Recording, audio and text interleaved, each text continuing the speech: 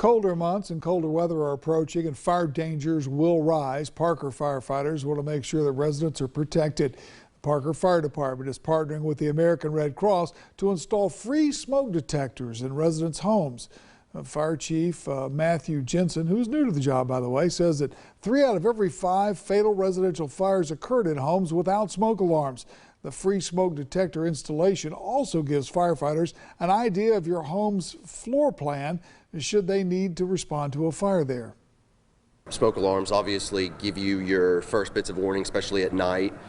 So it's really important that these homes that don't have smoke alarms, that we get them in there. It's kind of newer to this area, my understanding. I don't think there's very many fire departments in Bay County or the surrounding counties that do this.